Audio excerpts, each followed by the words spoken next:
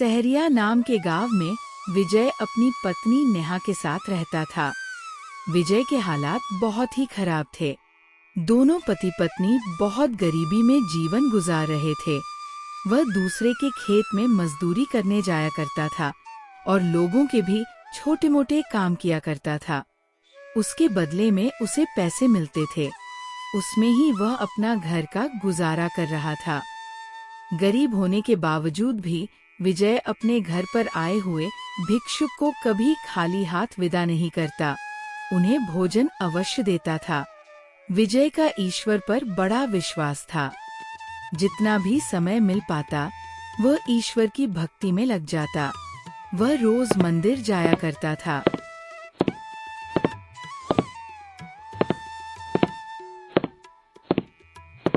भिक्षा दे। सुनिए जी, बाहर एक बाबा आए हैं, भिक्षा मांग रहा है।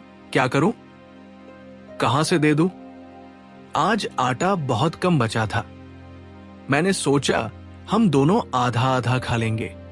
एक काम करो नेहा, तुम उन्हें मेरी हिस्से की रोटियां दे दो। तुम जानती हो ना, आज तक हमारे दरवाजे पर जो भी आया है उससे मैंने कभी बिना कुछ दिए जाने नहीं दिया। मेरे पिताजी मुझे हमेशा कहते कि कब कौन सा मेहमान ईश्वर के रूप में आ जाए, कुछ कह नहीं सकते। आखिर मेहमान भी ईश्वर का ही रूप होते हैं, इसलिए उनका हमेशा सम्मान करना चाहिए। जी ठीक है, मैं उन्हें भोजन दे देती हूँ। नेहा बाबा को भोजन दे देती है, कहीं बाबा भूखे ना रह जाएं। इसलिए नेहा अपने हिस्से का खाना भी बाबा को परोस देती है।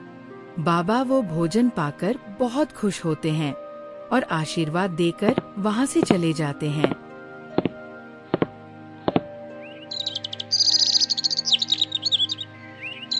कुछ दिन बीत जाते हैं। विजय जमींदार के यहाँ मजदूरी के लिए जाता है और मजदूरी के नाम पर जमींदार उसे आधे ही पैसे देता है। जमींदार जी, ये क्या? ये तो आधे ही पैसे हैं। इतने पैसों में क्या होगा? जमींदार जी, मेरे घर का राशन खत्म हो चुका है। मुझे सामान लाना है। कृपया मुझे पूरे पैसे दे दीजिए। विजय, मेरे पास अभी पैसे नहीं हैं। मुझे बाकी के मजदूरों को भी पैसे देने हैं। तुम्हारे बचे हुए पैसे मैं अगले हफ्ते दे दूंगा। ऐसा मत कीजिए मालिक, मुझे पैसों की बहुत जरूरत है। मुझे पूरे पैसे चाहिए। तुम्हें एक बार में समझ नहीं आता। मैंने कहा ना, मेरे पास नहीं है। अगर तुम्हें पूरे ही पैसे चाहिए तो लाओ, वह पैसे भी मुझे दे दो। मैं अगले हफ्ते तुम्हें पूरे पैसे दे दूंगा। और हाँ, फिर यहाँ काम करने की कोई जरूरत नहीं है। नहीं नहीं मालिक, ठीक है, मैं ये पैसे रख लेता हूँ। आप अगले हफ्ते ही बाकी के पैसे दे दीजिएगा। विजय निराश होकर लौट जाता है। क्या हुआ विजय? जमींदार ने तुम्हें भी पूरे पैसे नहीं दिए ना? यह जमींदार ऐसे ही करता है। उसने हमें भी पूरे पैसे नहीं दिए। एक तो इतने कम पैसों में काम करो और ऊपर से उसके ताने भी सुनो। कर भी क्या सकते हैं, हमारे पास कोई दूसरा रास्ता भी तो नहीं है। विजय निराश होकर घर की ओर लौट पड़ता है। कुछ दिन ऐसे ही बीत जाते हैं। एक दिन रात के समय विजय के घर दो आदमी आते हैं और बोलते हैं, भैया, हमें आपकी मदद की बहुत जरूरत है। कृपया हमारी मदद कर दीजिए, आपका बड़ा एहसान रहेगा। हाँ बोलिए ना, क्या बात है? और आप इतनी रात में यहाँ? जी, हम दोनों शहर में काम के लिए गए थे। सालों बाद अपने गांव लौट रहे हैं। हमारा गांव यहाँ से अभी काफी दूर है, लेकिन अब रात हो चुकी है। चलते चलते दोनों बहुत थक भी चुके हैं। हमें बस आज रात के लिए आपके घर रुकने की अनुमति दे दीजिए, आपका बड़ा एहसान रहेगा। सुबह होते ही हम जल्दी यहाँ से निकल जाएंगे। वो क्या है ना, हम दोनों के पास हमारी सालों की मेहनत की कमाई है। अगर इतनी रात हम यहाँ से गए तो पता नहीं, शायद रास्ते में कोई चोर और डाकू मिल जाए। हम यह जोखिम नहीं उठा सकते। यह पैसे हमने बहुत मेहनत करके कमाए हैं। अच्छा, तो ये बात है। कोई बात नहीं, आप दोनों यहाँ रुक सकते हो। आपका बहुत बहुत शुक्रिया। फिर दोनों घर के अंदर आ जाते हैं। आप दोनों को बहुत भूख भी लगी होगी। मैं एक काम करता हूँ, आप दोनों के लिए खाना बनाने के लिए कहता हूँ। अरे नहीं नहीं भाई साहब, आप तकलीफ मत लीजिए, हम ठीक हैं। आपने हमें अपने घर पर रुकने की अनुमति दी, हमारे लिए तो यही बहुत है। आप कैसी बातें कर रहे हो? इसमें तकलीफ कैसी? आप हमारे आज के मेहमान हो और हम हमारे मेहमान को भूखे कैसे रख सकते हैं?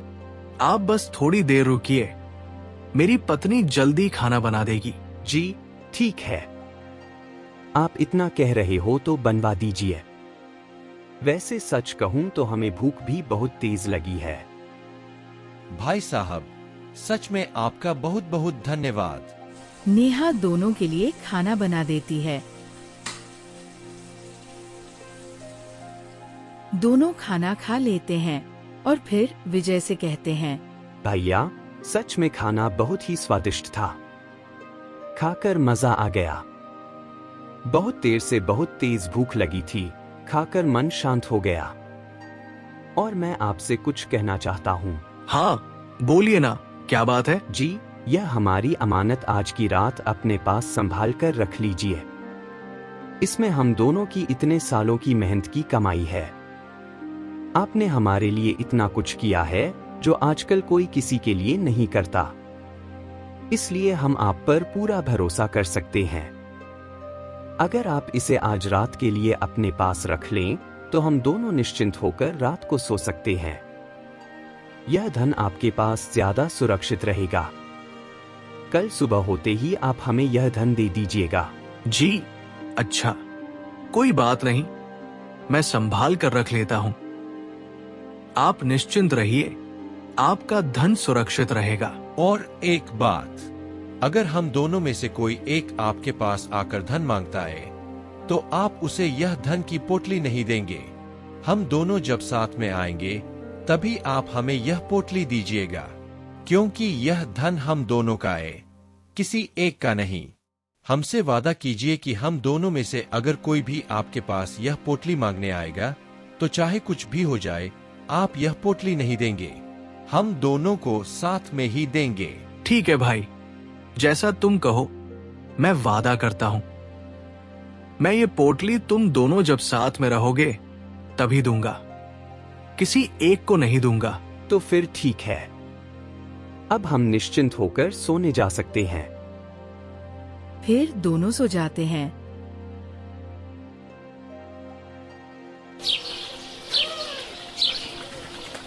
सुनिए जी, अजीब लोग हैं। इन्होंने ऐसा क्यों कहा कि दोनों साथ में रहेंगे तो पोटली देना? नेहा, मुझे लगता है दोनों को एक दूसरे पर भरोसा नहीं है, शायद इसीलिए कहा होगा। वैसे देखा जाए तो सही है, क्योंकि दोनों की मेहनत की कमाई है, किसी एक को नहीं मिलनी चाहिए, दोनों को मिलनी चाहिए। आजकल का क्या भरोसा, कब किसकी नीयत बदल जाए। आजकल तो करीबी लोग और करीबी रिश्तेदार भी धोखा दे देते हैं।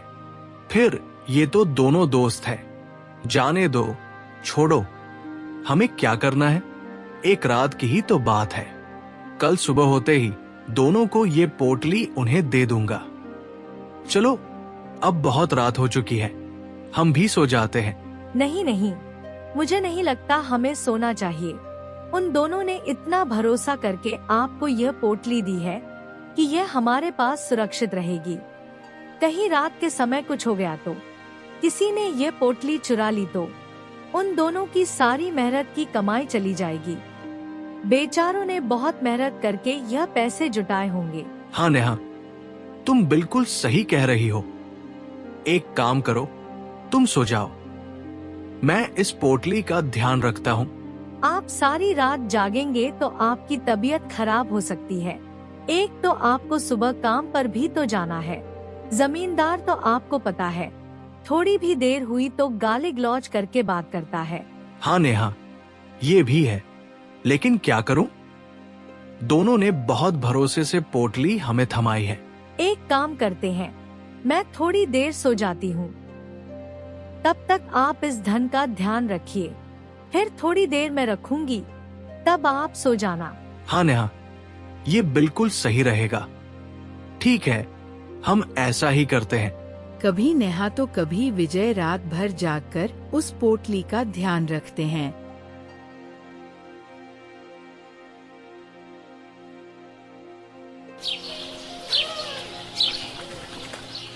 दूसरे दिन सुबह दोनों कुएं के पास जाते हैं और हाथ मुंह धो लेते हैं।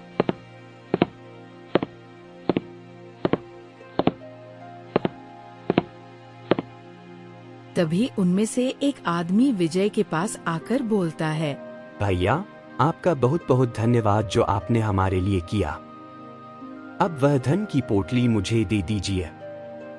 हमें देरी हो रही है, हमें चलना है। नहीं नहीं, ये आप क्या कह रहे हैं? आपने ही तो कहा था कि जब तक आप दोनों साथ नहीं होंगे मैं ये पोटली किसी को ना दूं। तो माफ करना, मैं ये पोटली तुम्हें नहीं दे सकता। जब तुम्हारा दूसरा साथी तुम्हारे साथ रहेगा तभी मैं ये पोटली तुम्हें दूंगा। अरे, मेरे दोस्त ने ही मुझे कहा है कि मैं आकर तुमसे पोटली ले लूं। तुम मुझे वह पोटली दे दो। नहीं नहीं, मैं ऐसा नहीं कर सकता। जब तुम्हारा दोस्त तुम्हारे साथ आकर मुझसे ये पोटली मांगेगा तो मैं तुम दोनों को ये पोटली दे दूंगा। तब तक मैं नहीं दे सकता। अरे, मैं तुम्हें कैसे यकीन दिलाऊं? मेरे दोस्त ने ही मुझे यहाँ भेजा है। वह देखो, वह सामने ही कुएं के पास खड़ा है। मैं अभी तुम्हारे सामने उसे पूछता हूँ, तब तो तुम मुझे यह पोटली दे दोगे ना? विजय के पास खड़ा आदमी अपने दोस्त को दूर से ही इशारा करता है और वह दोस्त हमें सिर हिला देता है। विजय को यकीन हो जाता है और फिर विजय कहता है, ठीक है, तुम्हारा दोस्त भी हाँ कह रहा है, मैं अभी ला देता हूँ।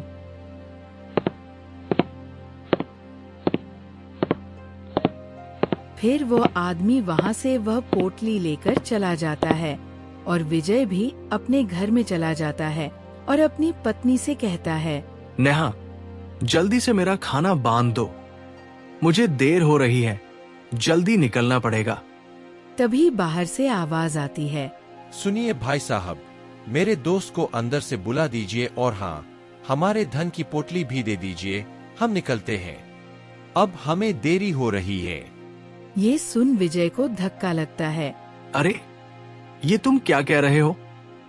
तुम्हारा दोस्त धन की पोटली लेकर चला भी गया। यह क्या बकवास है? मेरा दोस्त तो यही था। उसने मुझसे कहा था कि मैं चाय पी कर आता हूँ और वह तुम्हारे पास मेरे लिए भी चाय लेने के लिए आया था। अरे भाई, ये तुम क्या कह रहे हो? उसने मुझे ऐसा कुछ नहीं कहा। उसने मुझे कहा था कि जाने के लिए देरी हो रही है और तुमने ही उसे कहा था धन लाने के लिए।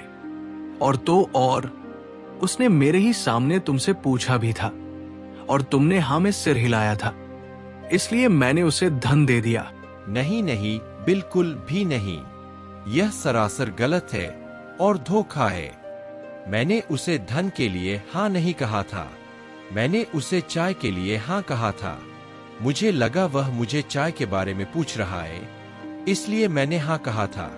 और तुम्हें क्या जरूरत थी उसे धन देने की, जबकि मैंने तुम्हें अच्छी तरह से समझाया था और तुमने मुझसे वादा भी किया था कि तुम किसी भी हालत में किसी एक को धन नहीं दोगे। फिर तुमने वह धन उसे क्यों दिया? इसमें मेरी क्या गलती है? तुम्हारे दोस्त ने ही तुमसे पूछकर मुझसे कहा था। मुझे लगा तुम धन के बारे में ही हाँ कह रहे हो, इसलिए मैंने उसे दिया। नहीं तो मैं तुम्हारे उस दोस्त का पहचान वाला थोड़ी हूँ कि जानबूझकर उसको धन दे दूंगा। वह मैं कुछ नहीं जानता। उसमें मेरी सालों की मेहनत की कमाई थी और तुम्हारी वजह से वह धन मेरे हाथ से चला गया। यह सब तुम्हारी वजह से हुआ है। अगर मैंने तुमसे कहा था तुम किसी एक को धन नहीं दोगे तो तुम्हें धन नहीं देना चाहिए था। यह तुम्हारी गलती है।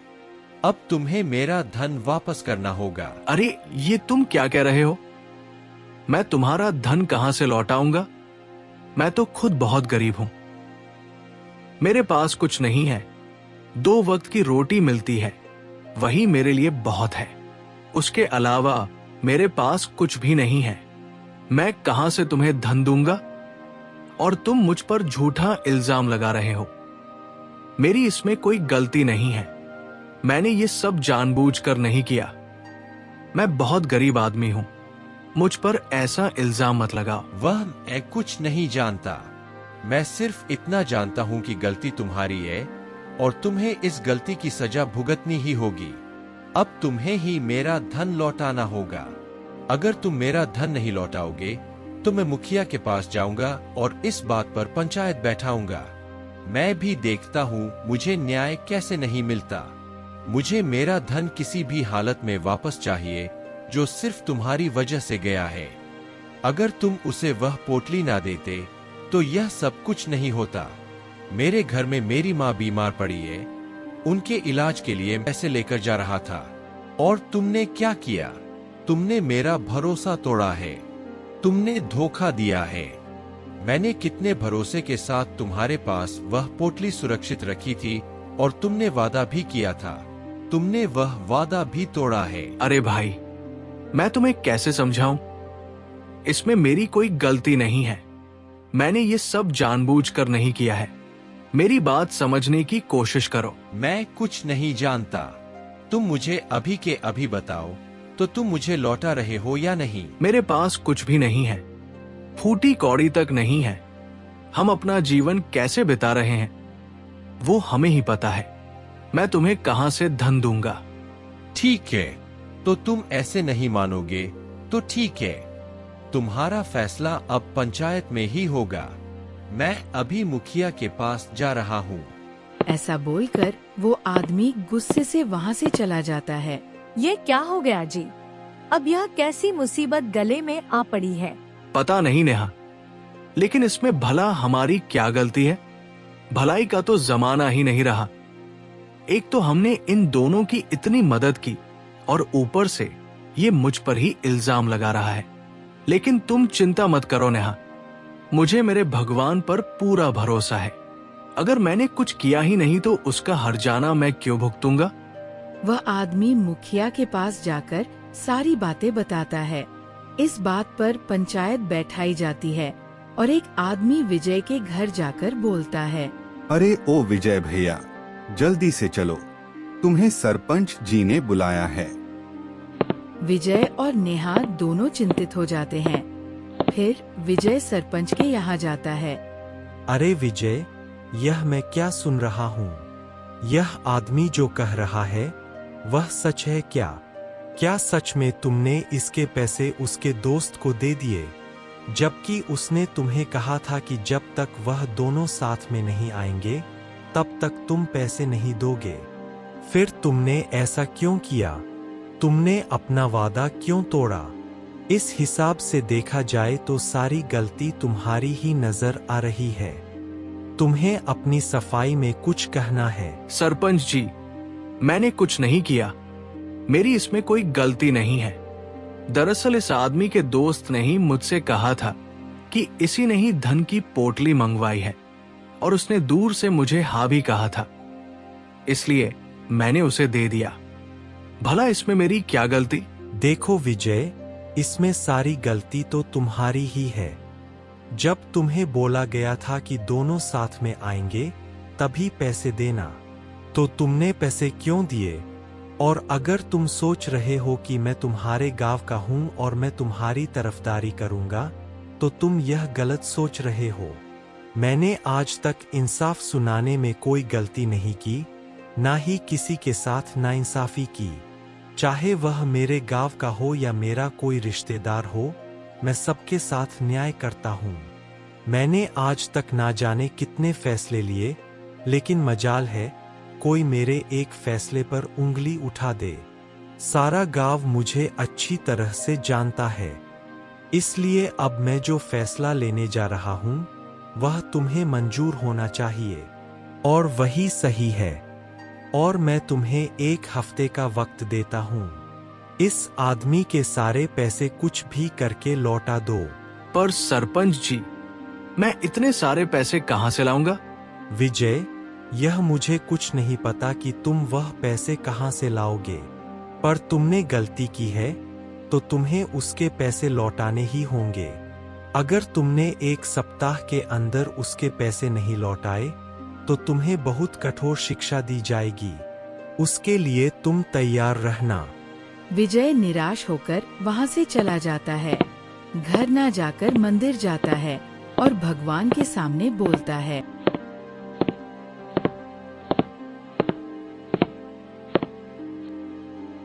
हे भगवान, ये सब क्या हो रहा है?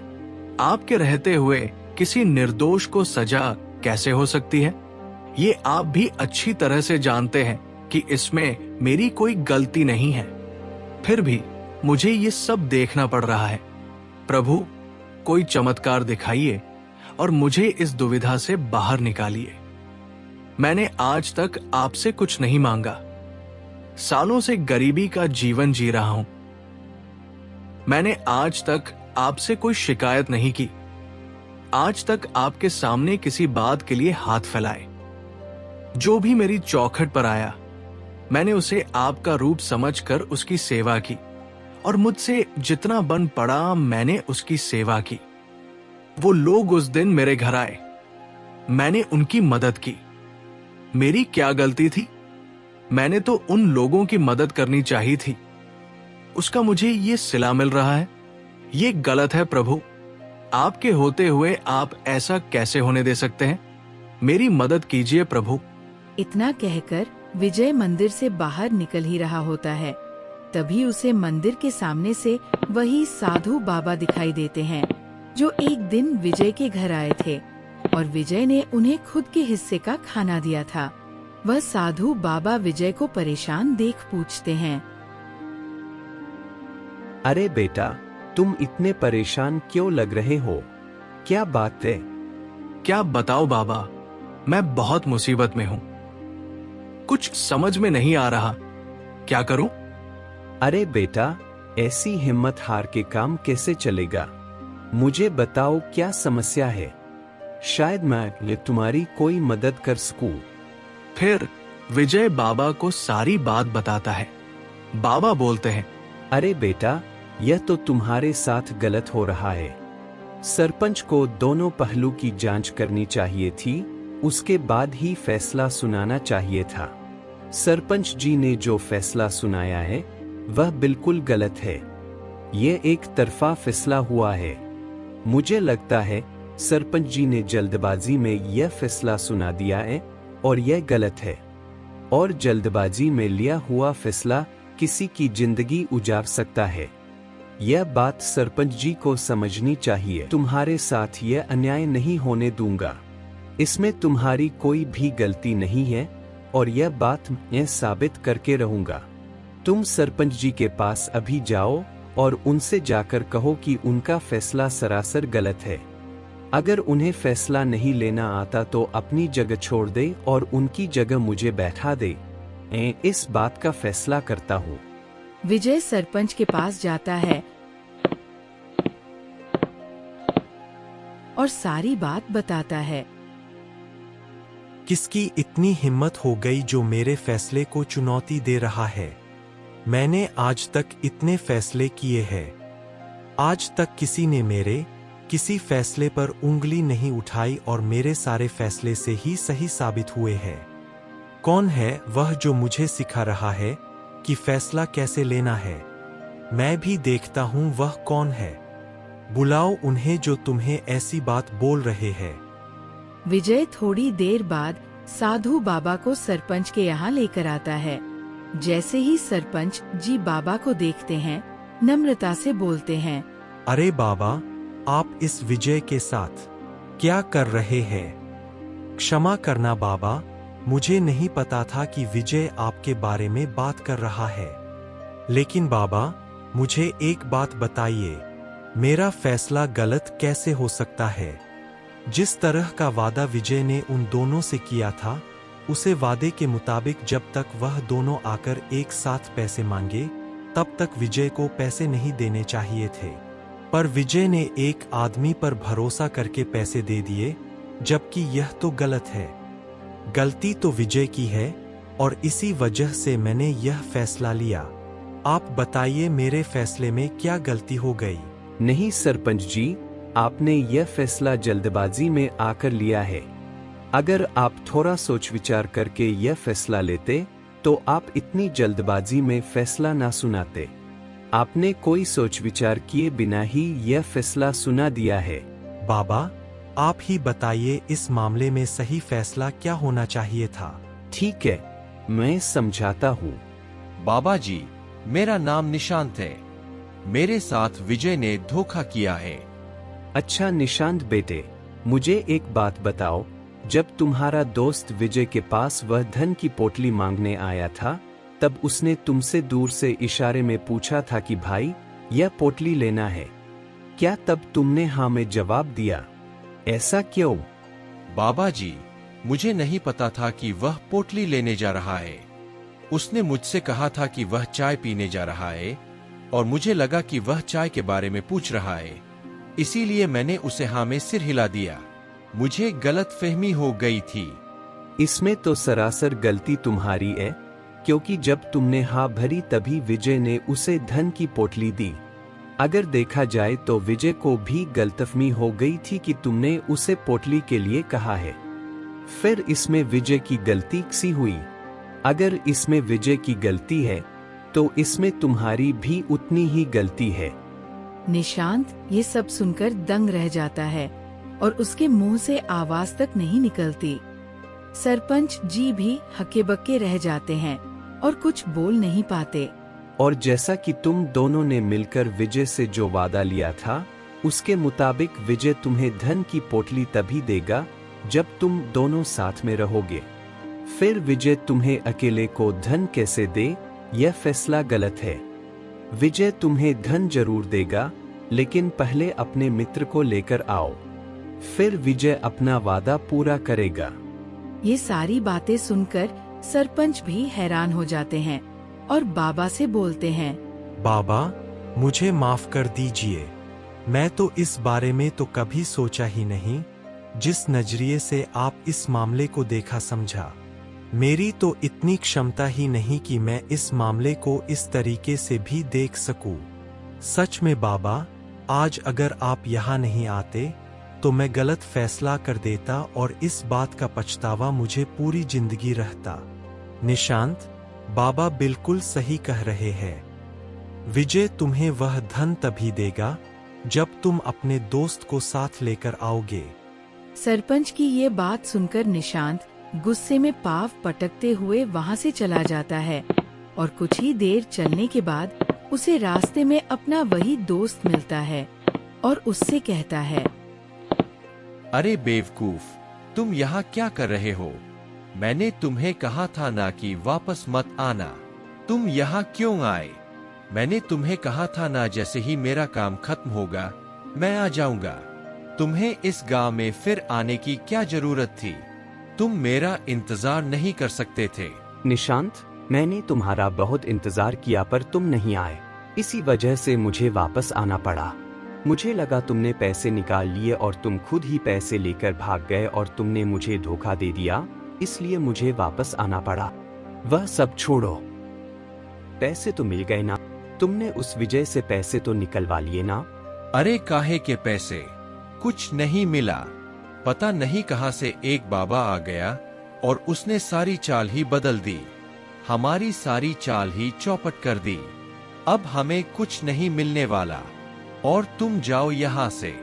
तुम्हें कोई मेरे साथ देख लेगा तो बहुत बड़ा बखेड़ा हो जाएगा। अच्छा तो यह बात है, तो सारे पैसे तुम खुद लेकर भागना चाहते हो, इसीलिए मुझे जाने के लिए कह रहे हो। मैं अच्छी तरह से जानता हूँ कि तुम्हें पैसे मिल चुके हैं और अब तुम्हारी नियत बदल चुकी है और वह सारे पैसे अब तुम खुद रखना चाहते हो, इसलिए मुझसे झूठ कह रहे हो कि कोई पैसा नहीं मिला।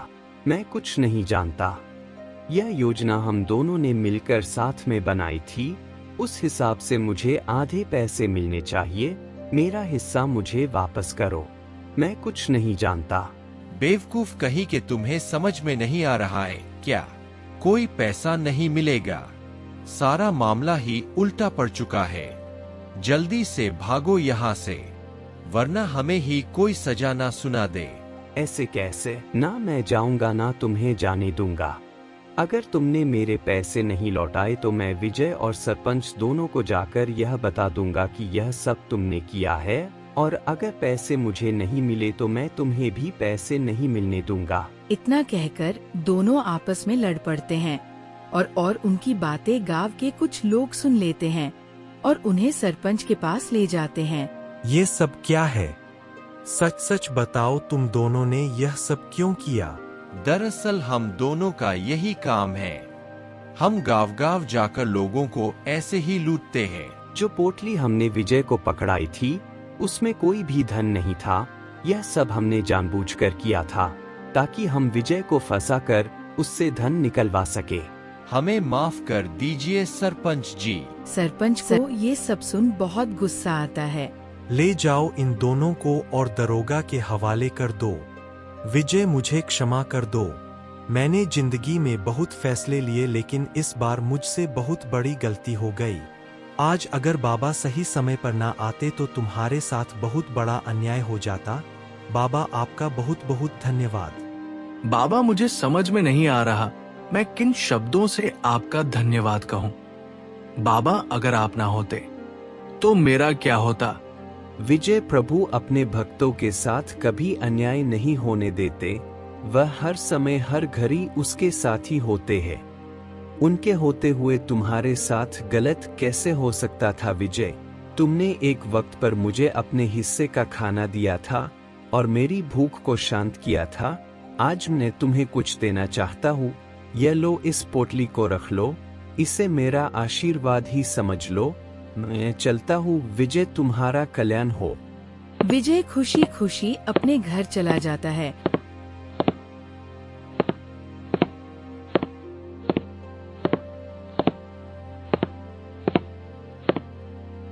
और दोनों साथ बैठे ही होते हैं और उस पोटली को खोलकर देखते हैं तो उनको उस पोटली में सोने के बहुत सारे सिक्के मिलते हैं और दोनों सिक्कों को देखकर बहुत खुश हो जाते हैं। सुनो, मुझे लगता है वो कोई साधारण बाबा नहीं थे। मुझे तो लगता है वो साक्षात ईश्वर थे, जिन्होंने हमारी मदद की और आशीर्वाद के रूप में हमें इतने सारा सोने के सिक्के दिए, जिससे हमारी पूरी जिंदगी अच्छे से निकल जाएगी। फिर दोनों खुशी खुशी अपना जीवन व्यतीत करने लगते हैं। तो दोस्तों, हम इस कहानी से सीखते हैं, अगर हम थोड़े में से किसी को देंगे तो हमें उसका फल जरूर मिलेगा, जिस प्रकार विजय को मिला। अगर आपको वीडियो अच्छी लगी तो कमेंट जरूर करना और चैनल पर नए हो तो हमारे चैनल को सब्सक्राइब करे बिना मत जाना।